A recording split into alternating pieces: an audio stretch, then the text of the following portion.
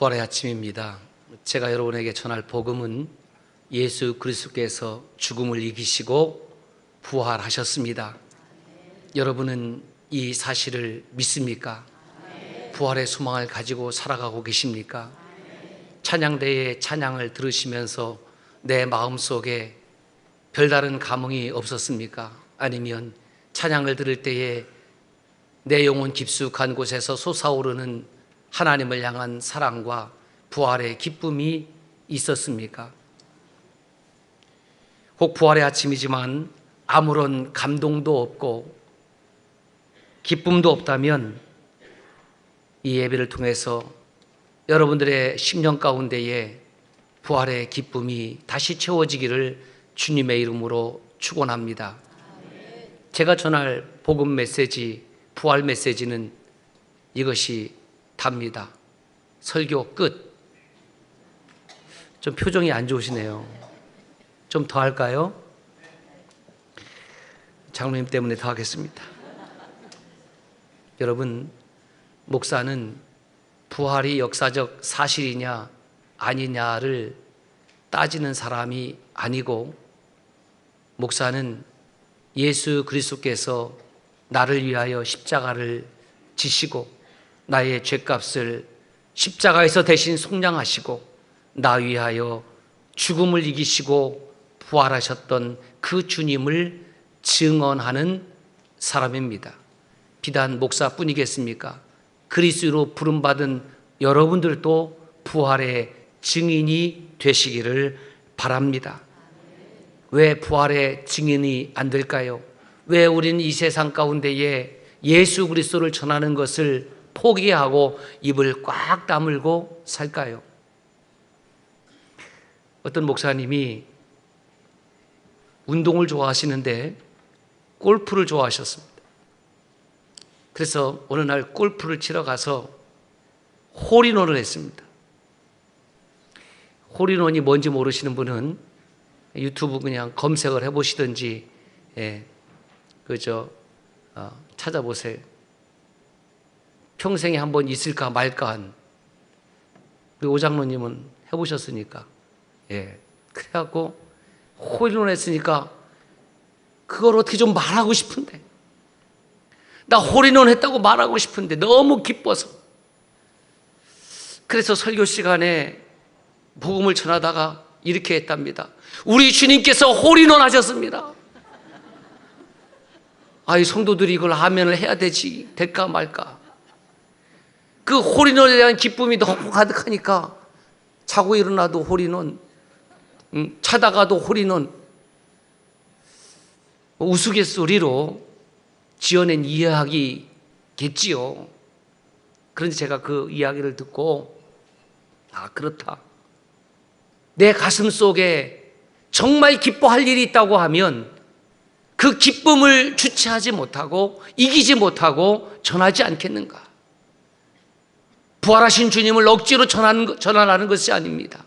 부활하신 주님을 억지로 찬양하라는 것이 아니고, 부활하신 주님의 그 기쁨이 내 안에 머물러 있다고 하면 어찌 그것을 말하지 않을 수가 있겠습니까? 딸내미가 시집을 가서 아이를 잉태를 하고 순산을 했습니다. 얼마나 자랑스러운 일이에요. 얼마나 기쁜 일이에요. 기억을 더듬어 보니까 저도 큰 아이를 아내가 잉태했을 때에 전화를 드렸습니다.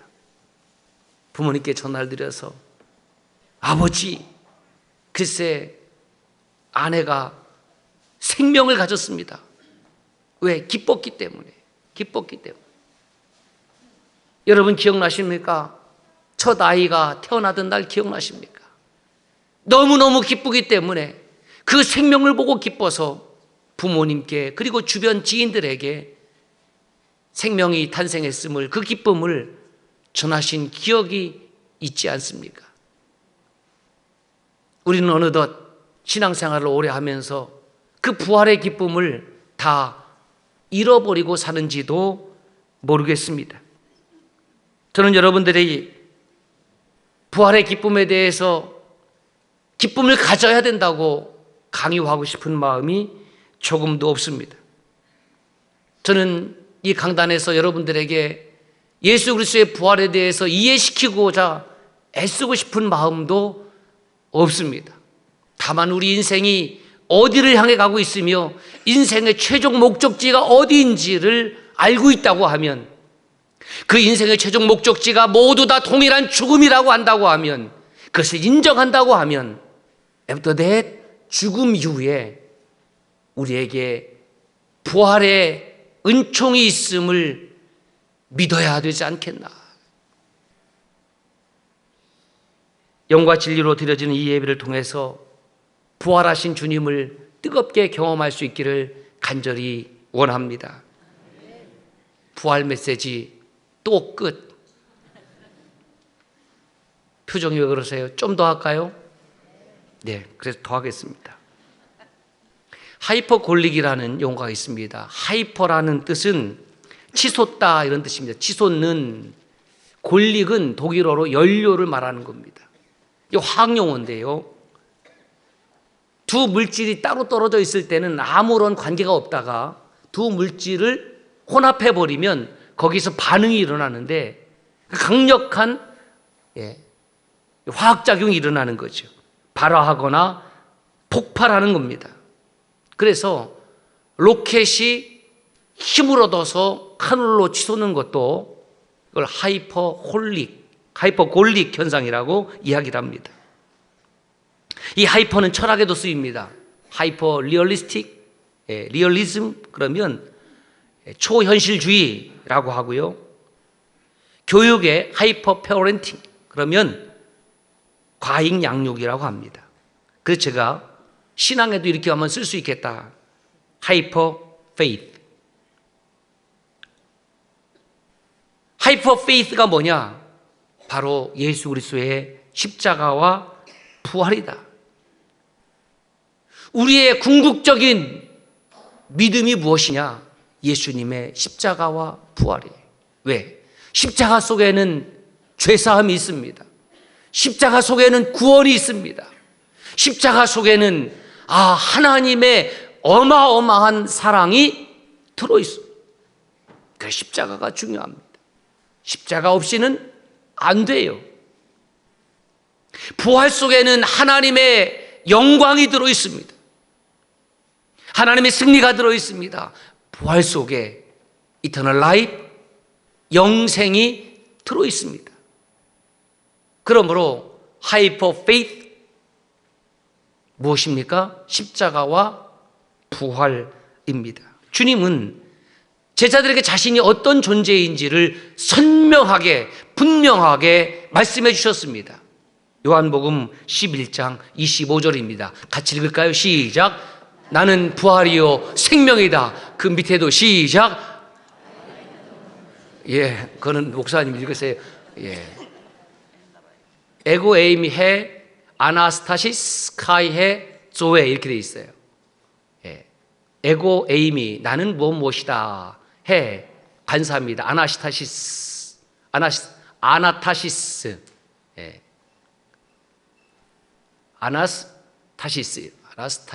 뭐예요? 생명 부활 이런 뜻이고요. 카이 그리고 해 조에는 생명 이런 뜻입니다. I am the resurrection and the life 이렇게 되어 있어요. 부활은 죽음을 전제로 한 단어죠. 죽음이 없다고 하면 부활은 없습니다. 십자가에 죽음이 전제되지 않는 부활은 없습니다. 죽음이 무엇입니까? 생명의 부재입니다. 우리에게 죽음이 찾아온다라는 것은 더 이상 내 안에 조에 생명이 역사하지 않는다는 거죠. 죽고 싶어 죽는 사람이 누가 있겠습니까? 지속적으로 생명이 역사하고 싶지만 그 생명이 수완이 다해가는 겁니다. 왜냐하면 내가 그 생명의 주관자가 아니기 때문입니다. 생명의 주권자는 오직 하나님이십니다. 이렇게 생명으로 충만한 사람, 살아있는 사람, 그리고 죽음 가운데에 부활을 경험한 사람은 어떻게 드러나냐면 세상의 빛으로 드러나는 겁니다. 요한복음 8장 12절입니다. 시작. 나는 세상의 빛이다. 에고 에이미 투 포스투 코스모. 포스는 빛이라는 뜻이고 코스모는 세상이라는 뜻입니다. I am the light of the world. 빛 대신 주님이 임재한 삶이라는 것은 결국 볼 수 없었던 것을 보는 겁니다. 신앙이 무엇입니까? 믿음이 무엇입니까? 육신의 눈으로만 보고 살던 사람이 그 사람의 영적인 눈이 열려져서 보지 못하는 것을 보고 살아가는 것이죠. 어둠이 임했을 때에 빛이 비추어지면 무엇인가를 선명하게 볼 수 있듯이 내 인생에서 빛 대신 예수 그리스도를 만나기 전에는 그저 이 세상을 살아가는 것이 모두 다 전부인 것처럼 생각했지만 예수님을 만나고 빛 대신 주님을 만나니까 이 세상이 전부가 아니라는 것과 눈에 보이는 것이 전부가 아니라는 것을 분별하게 되는 것이죠. 이것을 영적 분별력이라고 합니다. 부활의 빛이 내게 임하면 다툼에서 화평으로, 추함에서 아름다움으로, 무질서에서 질서로, 무법에서 정의와 사랑으로, 죽음에서 생명으로 전환하는 경험을 하게 됩니다. 더 나아가서 죄인에서 의인으로 칭함받게 됩니다.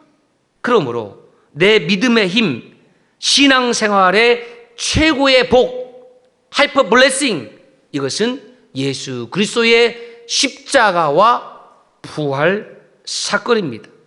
그러므로 부활로 초청받은 여러분들은 가장 위대한 복을 받은 사람들이죠.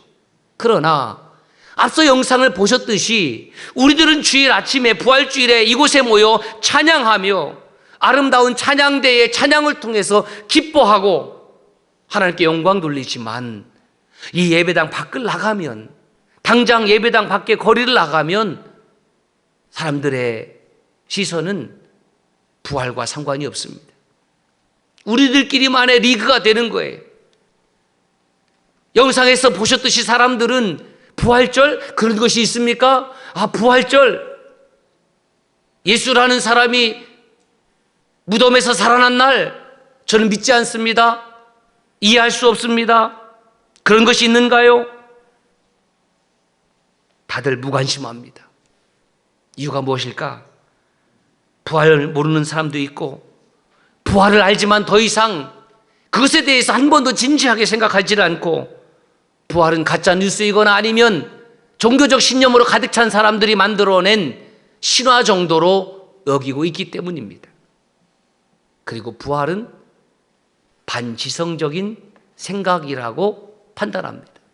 여러분, 우리가 살고 있는 이 시대는 챗 GPT 시대입니다. 챗 GPT라는 것은 대화형 인공지능을 말하는 거예요. 그래서 사람이 해야 될 수고를 이제는 인공지능이 대신하게 되어 있습니다. 숙제도 대신해 줄 수 있습니다. 논문도 대신 써줍니다.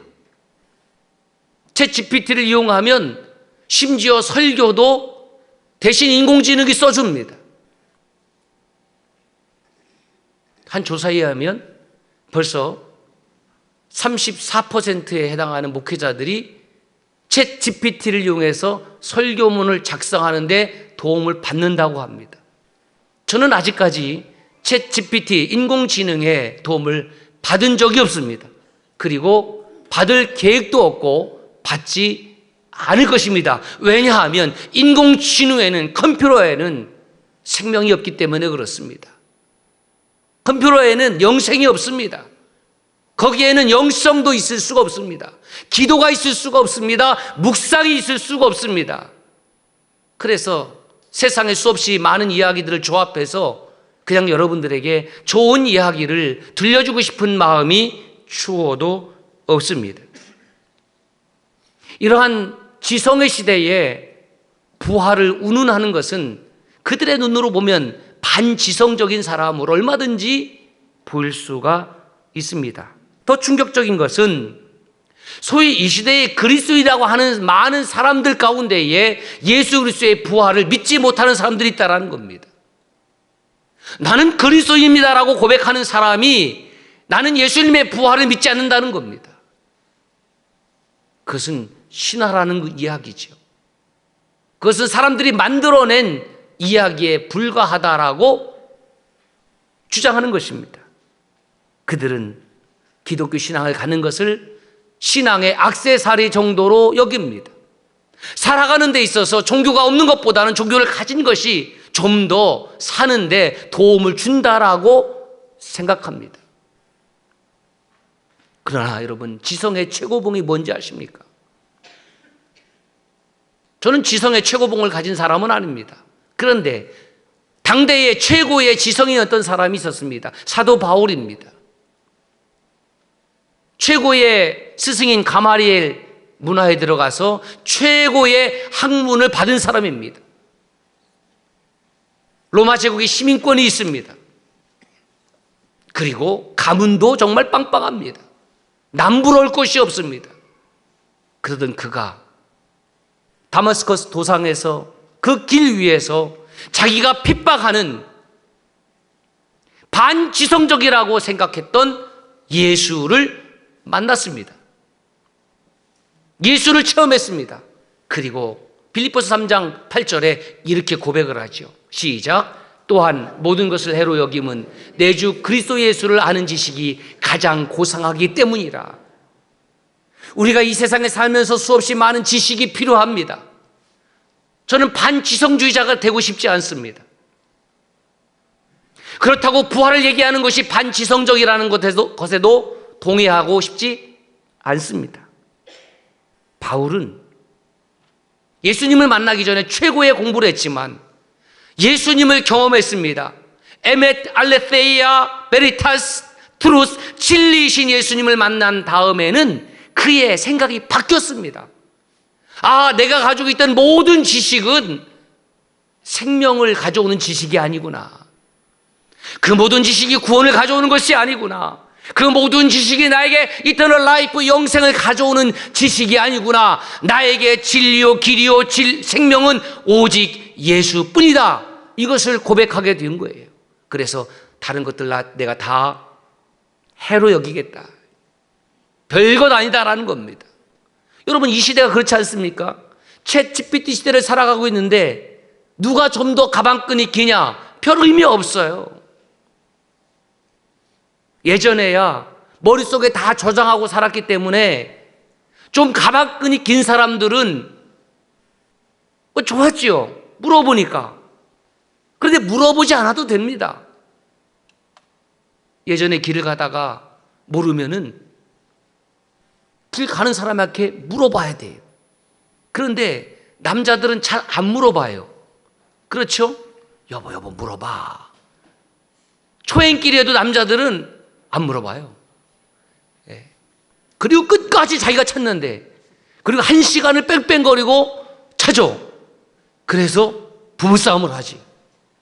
그러길래 좀 물어보라고. 아니야, 남자는요 얼마나 쌍디귿 이형 자존심이 센지 물어보기가 싫은 거예요. 그래서 발명한 것이 내비게이션이에요. 남자들은 내가 좀 뭘 모르는 것에 대해서 아주 이 스트레스를 받아요. 제 얘기입니다, 제 얘기. 그 여성들은 그렇잖아요. 가서 물어보는 거죠. 어디로 가면 될까요? 알려줬어요.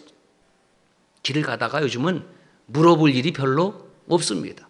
내비게이션이 찍으면 다 알려줘요. 타인에게 모르는 것을 물어볼 필요가 없습니다. 그냥 인터넷에서 검색하면 다 지식이 쏟아져 나옵니다. 사랑하는 여러분, 사람의 지성으로 얻을 수 있는 최고의 지식은 바로 예수 그리스도의 부활을 알고 믿고 영생의 길로 나아가는 것이죠. 언젠가 말씀드렸습니다.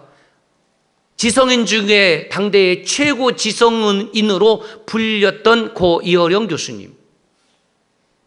누가 보더라도 그는 최고의 지성인이라고 그렇게 자타가 공인을 했습니다. 장관을 역임한 적도 있습니다. 그는 철저하게 무신론자였습니다. 최고의 지성을 가지고 하나님을 믿지 않았습니다. 봐라, 저 교수님을 봐라. 최고의 지성인이지만 하나님이 없댄다. 그분 핑계를 얼마나 많이 댔을까요? 딸 이미나 변호사, 후에 목사가 됐습니다. 딸이 믿는 하나님을 결국 만나게 되었고, 무신론자였던 그가 부활하신 예수 그리스도께 무릎을 꿇고 예수님을 만났습니다. 만나 후에 쓴 책이 지성에서 영성으로라는 책입니다. 지성이 전부인 줄 알았습니다. 지성이 최고인 줄 알았습니다. 그런데 최고의 지성은 바로 하나님을 만나는 지성이다. 할렐루야. 여러분, 우리는 그리스도인입니다. 예수님께서 부활하셨다는 소리를 듣고도, 그 기쁨의 소식을 전해 듣고도, 그 기쁨의 소식이 여러분의 심령 가운데에 울려 퍼짐에도 불구하고 아멘도 안 되고 순종도 없고 헌신도 없고 사역도 없다면 여러분들이 가지고 있는 믿음이야말로 다 헛된 것이고 다 가짜입니다. 복음의 핵심은 십자가와 부활이에요. 십자가 없는 부활은 의미 없습니다. 부활 없는 십자가 질 필요가 없습니다. 주님의 무덤이 텅 빈 무덤이었다라고 복음서의 기자들은 기록하고 있습니다. 훔쳐갔습니까? 아닙니다. 부활하셨기 때문에. 오늘 부활 메시지 끝. 더해요? 됐어요? 하지 말라고 해도 합니다. 저 같은 목회자들에게 가장 힘든 시기는 절기입니다. 부활절, 추수감사절, 성탄절. 얼마나 여러분들의 머리가 좋은지 다른 설교는 기억 못해도 그 절기 설교는 또 기억을 하고 있어요. 다시 부활주일이 돌아와서 또 멘붕이 됐습니다. 제가 멘붕 설교를 했더니 얼마나 멘붕이었다는 교인들이 많은지 상당한 동료의식을 느끼나 봐요, 저와. 또 부활주일이 다가오네. 우리 부목사님들이 너무 부러운 거예요. 설교 안 해도 되니까. 더 깊은 속을 말씀드릴까요? 주님, 제발 이번 부활주일에 관한 마지막 메시지로 전하고 2014년도 부활주일을 맞이 아니했으면 좋겠습니다. 방법은 두 가지예요. 제가 부름을 받거나 아니면 주님께서 빨리 오시거나. 1번, 2번. 차라리 목사님이 죽어라. 나는 2014년도까지 살 거야. 장로님 감사합니다. 그냥 2014년 부활주일 전에 주님 재림하시면 참 좋지 않을까? 지금도 소망이 있어요. 예, 좀 버리지 않았습니다. 물론 제가 빨리 죽었으면 좋겠다고 생각하는 사람들은 네가 먼저 죽어라. 죄송합니다. 그거 아니고요. 여러분, 부활의 이야기를 듣는 것도 중요하고 그 의미를 아는 것도 중요하고 부활의 소망을 갖는 것도 중요하지만 더 중요한 사실은 저와 여러분들 가운데에 이 예배를 통해서, 부활 예배를 통해서 없던 부활의 기쁨이 충만해지는 일입니다. 주님이 원하시는 것이 무엇일까요? 부활주일이니까 와서 예배하라. 부활주일이니까 와서 헌금 드리라. 그거 주님이 원하실까요? 그것이 아니라 부활의 기쁨을 가지고 살아라. 내 안에 부활의 기쁨이 있나? 여러분, 부활의 기쁨이 있습니까? 여러분, 아이를 보십시오. 아이를 보면 왜 좋아합니까? 심각한 얼굴을 하고 있다가도 이번에 예배 끝나고 나면 아이들이 또 빠글빠글 하잖아요.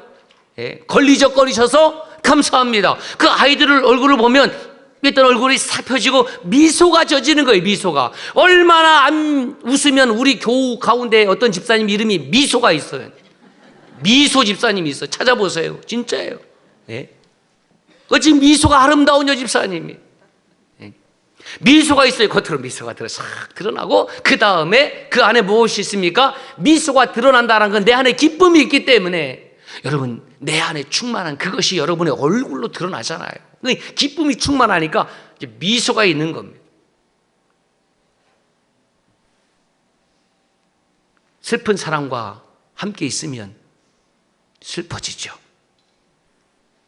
그래서 장례식에 가면 유족들이 슬퍼하고 있는데 거기서 헤헤 웃으면서 큰 소리로 떠드는 것은 그것은 무례한 거죠.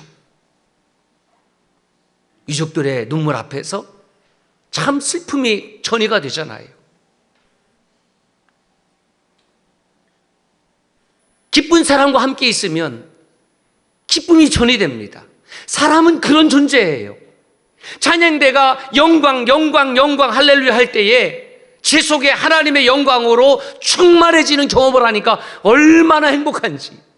우리 찬양대 기억하세요? 최선을 다했지만 좀 더 했으면 좋겠다는 마음을 제가 가졌어요.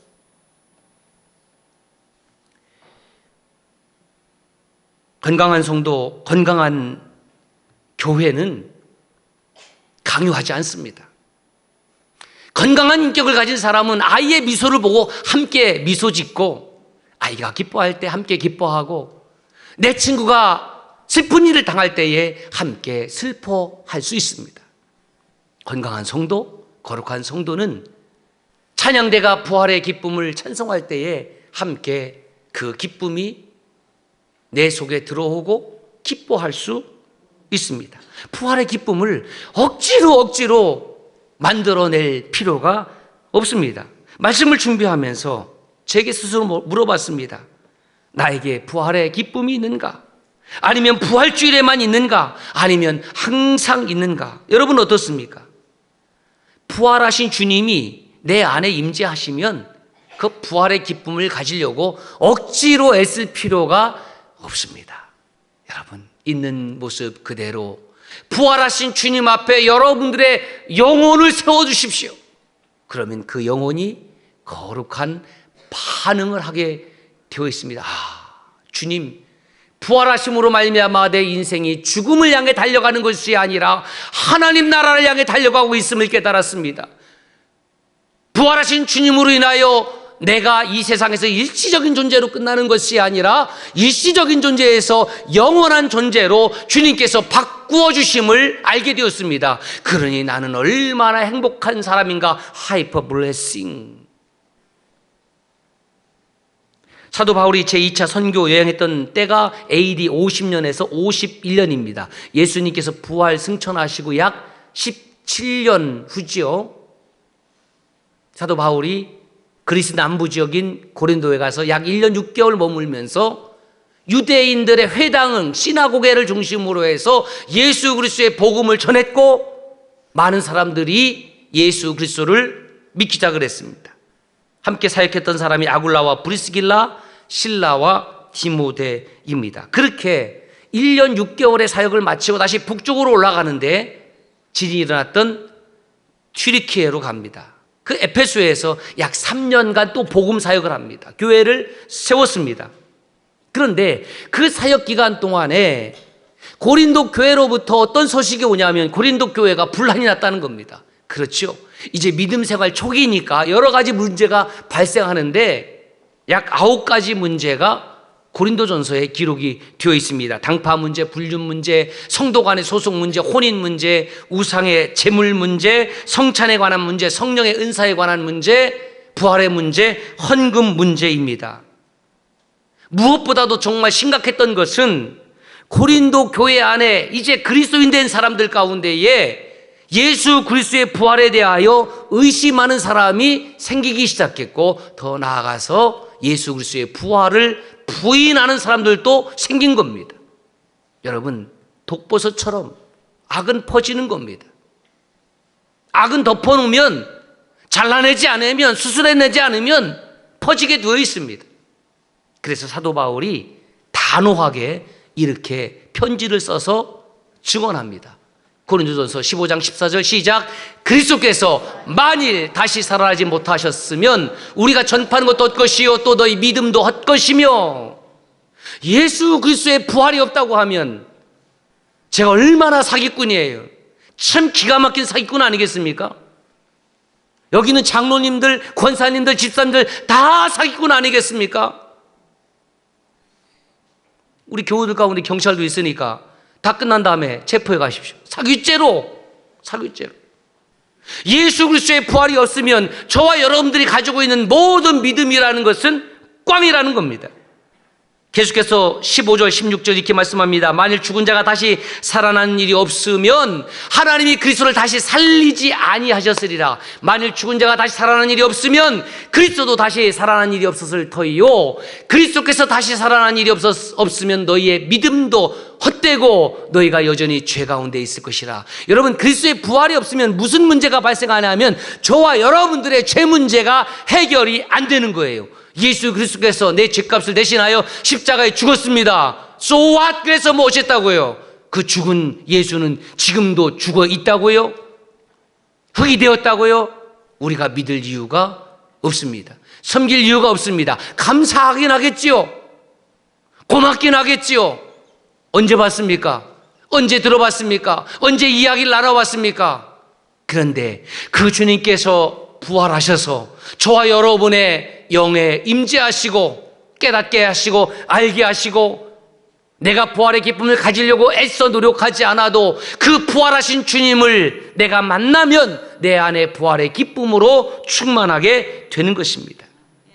그래서 사도 바울이 고린도 교우들에게 마지막에 이렇게 권면합니다. 고린도전서 15장 58절 시작.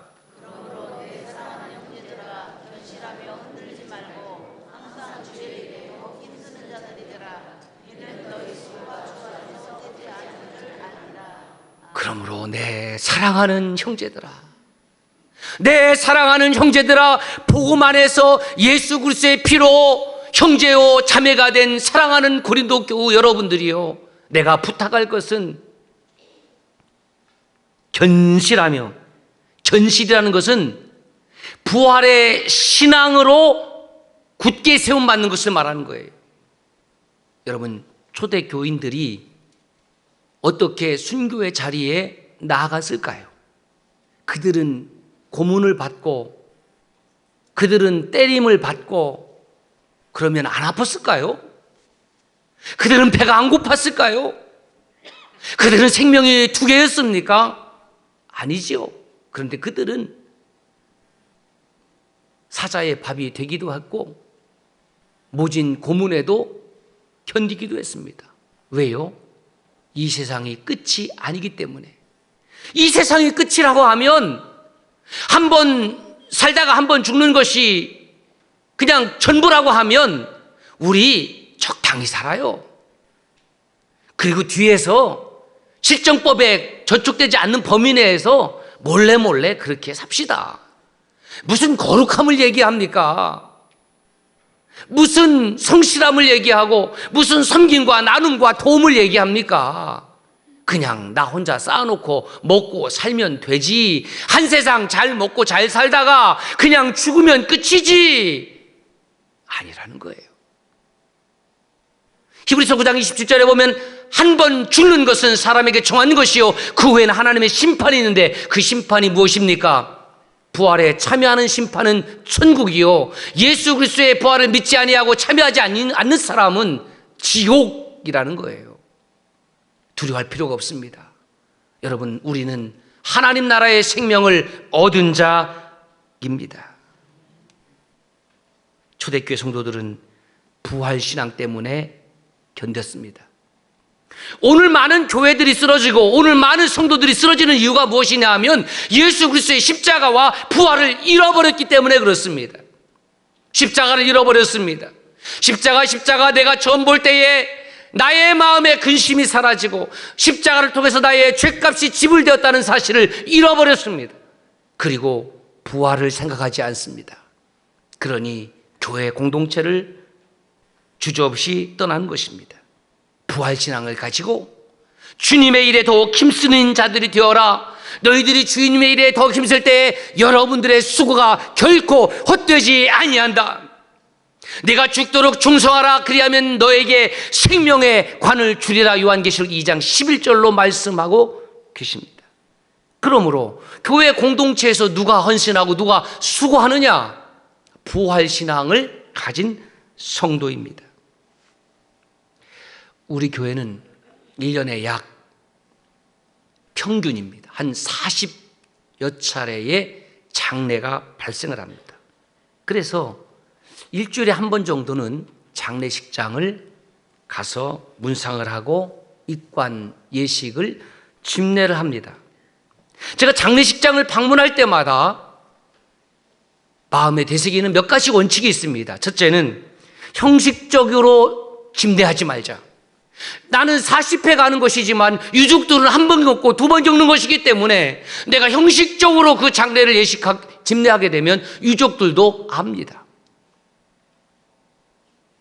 두 번째, 유족들에게 예수 그리스도를 전하겠다. 세 번째, 유족들에게 부활의 신앙을 심어줘야지.